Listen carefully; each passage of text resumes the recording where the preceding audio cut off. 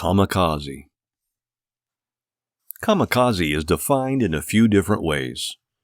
One definition is an intentional suicide mission of crashing into the enemy target. Another definition is a person who behaves in a destructive manner.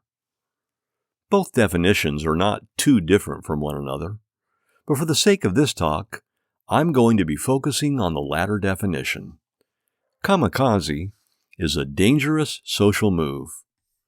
It's often done by someone who has nothing to lose, which is why it's smart to not burn bridges for no reason, and why it's smart to not talk down on someone below you.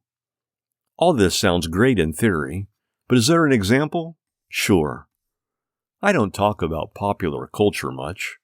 However, there have been a series of events recently that plugs in beautifully with the kamikaze move. Quick disclaimer, this talk deals with a topic in the world of sports. But you don't have to be a sports fan. Just stay aware of the names I use. Around 2008-ish, Los Angeles Lakers struck a mega deal to land Pau Gasol, a star who guaranteed the Lakers a playoff run. Guess who was traded? Who? A man named Kwame Brown. Kwame, up until that point, was viewed as one of the biggest busts in NBA history, and his name was tied with more infamy because the most renowned basketball player of all time, Michael Jordan, drafted him. After Kwame was traded, a sports reporter named Stephen A. Smith went on a tirade insulting Kwame, talking about why the city of Los Angeles should be celebrating his departure, and mercilessly bashed Kwame. That clip ended up going viral, and ultimately, the tirade destroyed Kwame Brown's public perception. Kwame was silent for years after that. Years later, players, sports analysts, and fans continued to throw dirt on Kwame's name. They called him every name in the book. Kwame was silent. Why wasn't he defending himself? Around 2008, players didn't have access to media like they do nowadays. Back then, what ESPN said was law. And Stephen A. Smith was the brand ambassador. After years of being silent, tides shifted. As of late, Kwame Brown has been firing back at his critics. Notable media members who have been disrespecting him are now getting a response. And one of the members who got the brunt of his tirade was, can you guess? Stephen A. Smith? You are correct. Seeing Kwame go on these long live streams looks like a man who has nothing to lose. A man who had his public perception destroyed and a less than stellar NBA career to show for it. What does he have to lose? At one moment, Kwame looks unhinged, dropping a ton of curse words, riding in a truck talking to a camera, bringing up players' exes, and calling his attackers every name in the book. At the next moment, Kwame looks like a comedian. Comedian? Yes, a comedian. I see him as funny. Not the idiotic kind of funny acting like a clown. I actually think he is very well thought out. And his humor has been working as of late. His YouTube channel yesterday morning had 20,000 subscribers.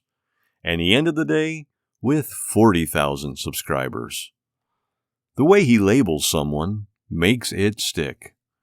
He called Stephen A. Smith a turtle without the shell. This is funny to me, but what's funnier is the imagery he used. He called one of his attackers, Matt Barnes, Becky with the good hair, which is a slang phrase taking away all of Matt Barnes' street cred. He called another attacker, Steven Jackson, a fake activist, a guy who wants to fight one day and march in protests the next, making Steven Jackson look like a confused man. All these attacks seem like jokes at first, but I believe it's a great lesson on psychology. Kwame is funny, but he is funny with intent. Where do you think his humor came from? I think his humor came from pain. By being the butt of all jokes, it's wise to learn to tell jokes. Ask plenty of professional fighters why they became street fighters. They will say, I got tired of getting bullied.